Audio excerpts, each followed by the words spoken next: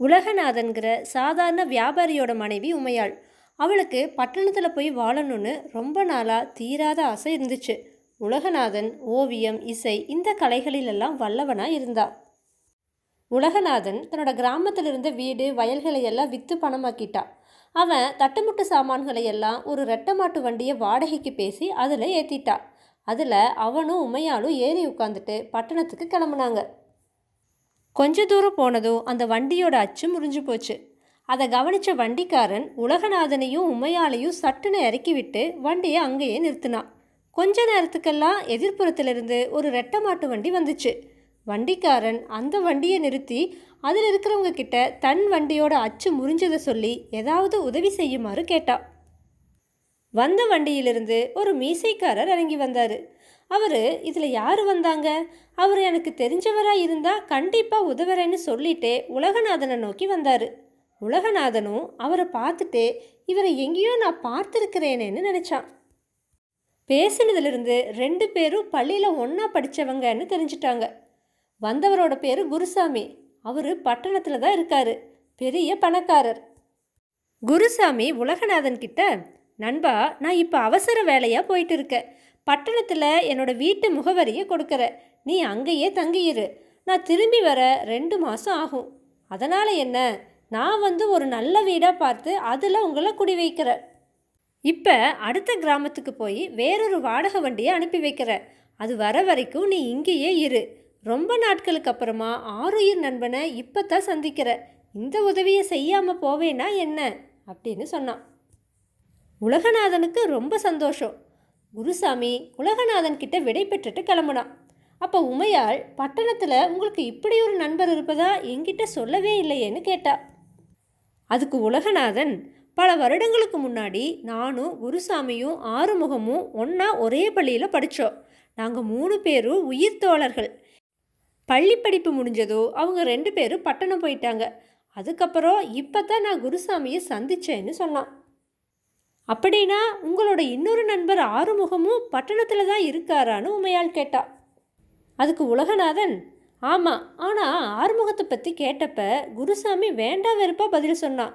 ஆறுமுகம் முன்ன மாதிரி இல்லையா, சுத்தமாக மாறிட்டானா. அவனை பற்றி தன்கிட்ட பேசவே வேண்டான்னு குருசாமி சொன்னான்னு சொன்னான். குருசாமி அனுப்பின வண்டி வந்ததோ உலகநாதன் அதில் தன்னோட சாமான்களை ஏற்றி தன்னோட மனைவியோடு அதில் ஏறி உட்காந்துட்டா. 2 நாட்கள் ஆனதும் வண்டி பட்டணத்தை அடைஞ்சிது. அது ஒரு குறுகிய சந்து வழியாக போனப்ப எதிர ஒரு வண்டி வந்ததால் உலகநாதனோட வண்டியால் முன்னாடி போக முடியலை. வண்டிக்காரன் கீழே இறங்கி எதிரே இருந்த வண்டிக்காரனை விசாரிக்க, இது ஆறுமுகனாரோட வண்டி, யாரும் இதை நகர சொல்ல முடியாது. நீ அவசரமாக போக வேணும்னா உன்னோட வண்டியை திருப்பிட்டு அடுத்த தெரு வழியாக போன்னு சொன்னான்.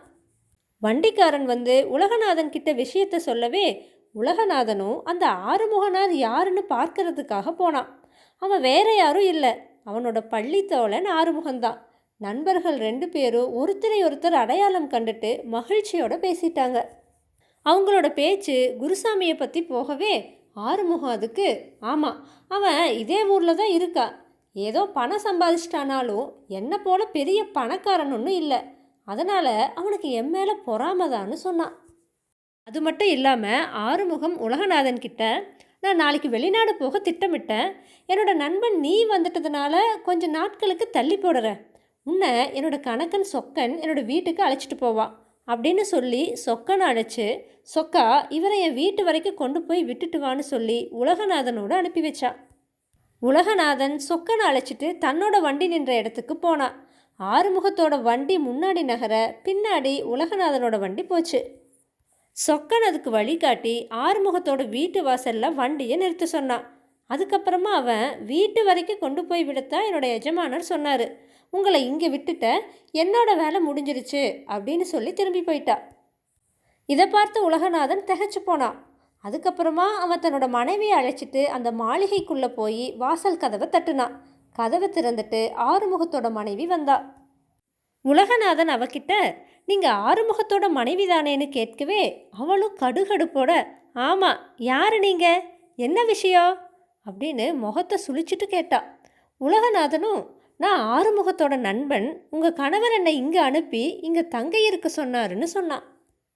அவளோ, எனக்கு நீங்கள் யாருன்னே தெரியாது, உங்களை பற்றி ஒரு தடவை கூட என்னோட கணவர் சொன்னதும் இல்லை, முன்பின் தெரியாதவர்களுக்கெல்லாம் நான் என் வீட்டில் இடம் கொடுக்க முடியாதுன்னு சொல்லி கதவை படக்குன்னு சாத்தினான்.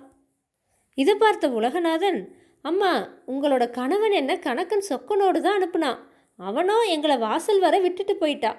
நீங்களோ உள்ள வர அனுமதிக்க முடியாதுன்னு சொல்லுறீங்க. இப்படியெல்லாம் நடக்குன்னு தெரிஞ்சிருந்தா நான் பேசாமல் குருசாமியோட வீட்டுக்கே போயிருப்பேன்னு சொன்னான். அதை கேட்ட ஆறுமுகத்தோட மனைவி, என்ன சொன்னீங்க? குருசாமியோட பேரை சொல்லிட்டு இந்த வீட்டுக்குள்ளே யாரும் ஒரு அடி கூட எடுத்து வைக்க முடியாது, நீங்கள் மரியாதையாக போயிடுங்க அப்படின்னு சொல்லிட்டு கதவை தாளிட்டுட்டா. இதை பார்த்த உமையாள், இதுதான் உங்கள் நண்பனோட லட்சணமானு கேட்டா. அதுக்கு உலகநாதன், இதோ பாரு, நம்ம ஊரை விட்டு கிளம்புனப்ப நான் எந்த நண்பனையும் நம்பி இங்கே வரலை. அதனால் இரவில் சாப்பிட ஏதாவது உணவளிக்கும் கிழவி வீடு இருக்குதான்னு பார்க்குறேன். அவளுக்கு பணத்தை கொடுத்துட்டு நல்லா சாப்பிட்டு நிம்மதியாக இன்னைக்கு இரவு அங்கேயே தூங்கலாம். நாளைக்கு நாமே ஒரு இடத்தை தேடி வாடகைக்கு எடுத்துக்கலான்னு சொன்னான். வண்டியை ஓட்ட சொல்லி உலகநாதன் சாப்பாடு போடுற ஒரு கிழவியோட வீட்டை அடைஞ்சா. அந்த கிழவி, இந்த ஊரில் உங்களுக்கு தெரிஞ்சவங்க யாருமே இல்லையான்னு கேட்க, உலகநாதனும் ஆறுமுகத்தோட பெயரை சொல்ல மனம் இல்லாமல், குருசாமின்னு ஒருத்தர் இருக்காரு, அவர் வீடு எங்கேயோ இருக்கு அப்படின்னு சொன்னான். உடனே கிழவி, குருசாமிக்கு தெரிஞ்சவரா நீங்கள்? அப்படின்னா நானே உங்களை அவங்க வீட்டில் கொண்டு போய் விட்டுறேன். அவரும் அவரோட மனைவியும் ரொம்ப நல்லவங்க. அவங்களுக்கு தெரிஞ்சவங்க யாராச்சும் என்னோட வீட்டில் பணம் கொடுத்து சாப்பிட்டாங்கங்கிறது தெரிஞ்சா அவங்க என்ன கோவிச்சுக்குவாங்க, அதை அவமானமாகவும் அவங்க நினைப்பாங்க அப்படின்னு சொன்னான். அதுக்கப்புறமா கிழவி உலகநாதனையும் உமையாளையும் குருசாமியோட வீட்டுக்கு அழைச்சிட்டு போனான்.